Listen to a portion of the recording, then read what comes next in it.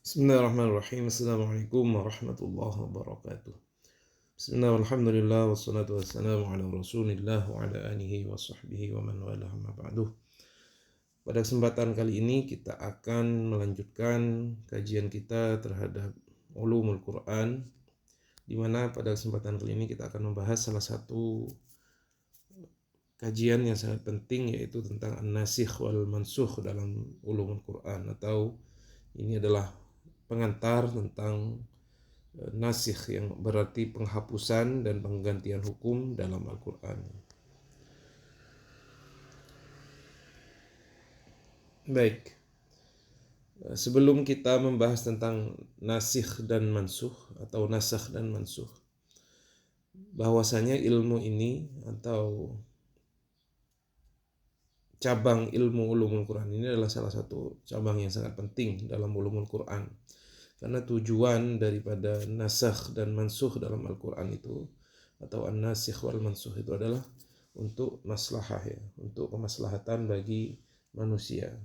Jadi Allah Subhanahu wa taala tidak mengganti sebuah hukum dengan hukum yang lain kecuali terdapat maslahah, ya, terdapat maslahah bagi manusia.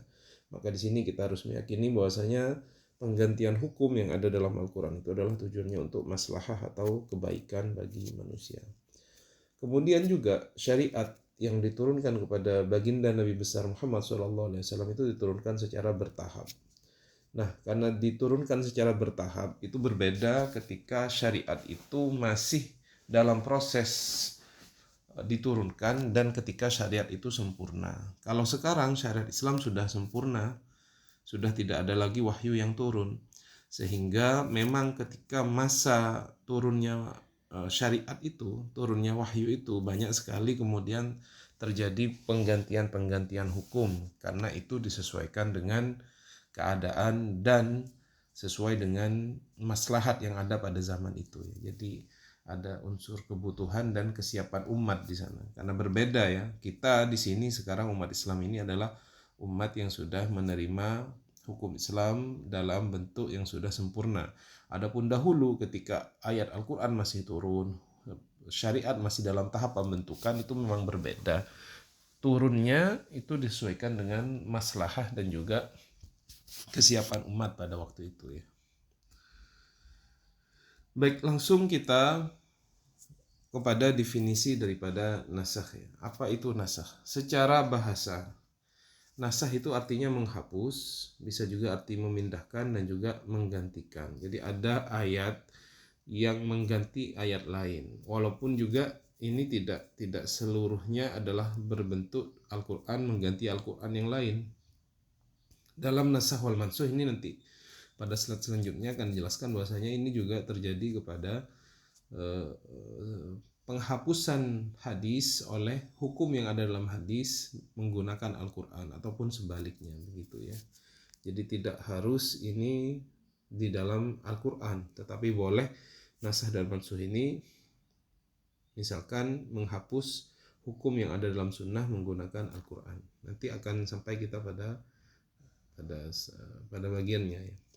Kemudian secara istilah, apa itu nasakh? Adalah mengangkat hukum syar'i, ya. Syar'i berarti hukum yang berasal dari Allah, yang telah ditetapkan sebelumnya melalui dalil syar'i yang datang kemudian. Jadi ada hukum yang sudah ditetapkan kemudian diganti dengan hukum yang lain, tetapi juga menggunakan dalil yang sama, begitu, ya.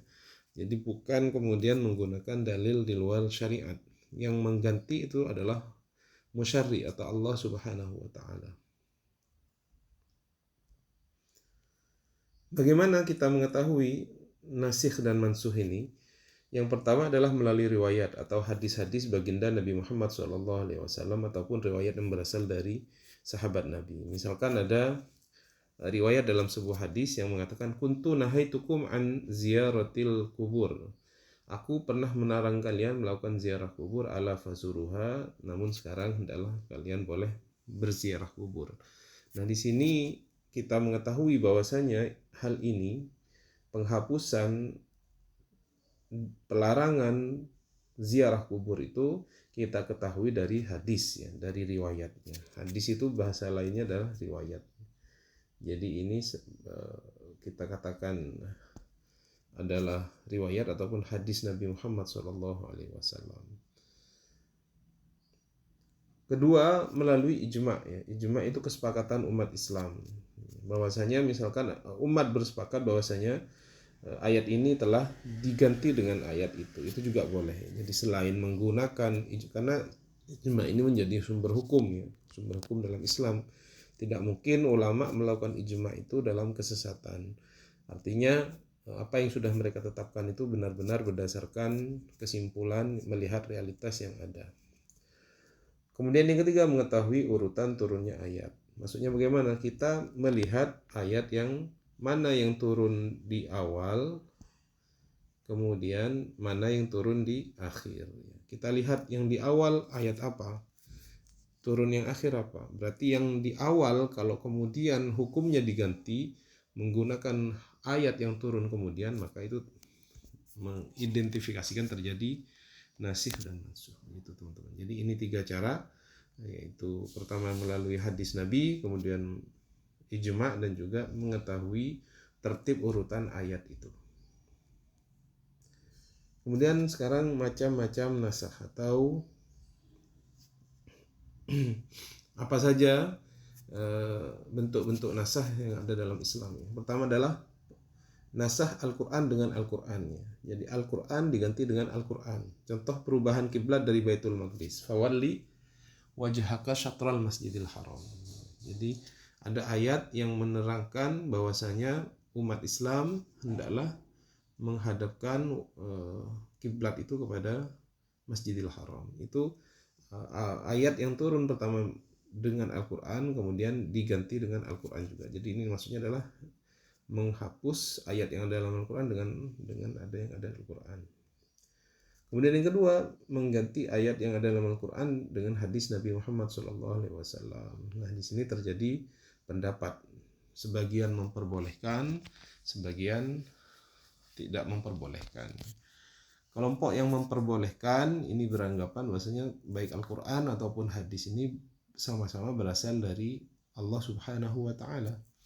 Adapun kelompok yang tidak membolehkan karena tidak terjadi kesamaan antara Al-Quran dan hadis, itu derajatnya tidak sama. Apalagi misalkan Al-Quran diganti dengan hadis ahad, hadis yang hanya diriwayatkan oleh satu orang. Jadi terjadi ikhtilaf di antara ulama. Ada yang membolehkan misalkan Al-Quran boleh diganti atau dinasakh dengan hadis yang mutawatir gitu. Ada yang tidak memperbolehkan karena antara Al-Quran dan hadis walaupun sama-sama wahyu itu tidak berbeda dalam kekuatannya. Kemudian yang ketiga itu nasakh sunnah dengan Al-Quran. Jadi apa-apa ya, ini tidak tertulis ya di sini. Apa-apa yang ada dalam sunnah itu, dalam hadis Nabi Muhammad SAW, kemudian diganti dengan Al-Quranul Karim. Banyak sekali hukum, misalkan puasa Asyura ya, puasa Asyura itu diganti dengan puasa Ramadan. Dan ayatnya, dalilnya itu ada dalam Al-Quran. Sedangkan penetapan puasa Asyura itu menggunakan hadis atau sunnah.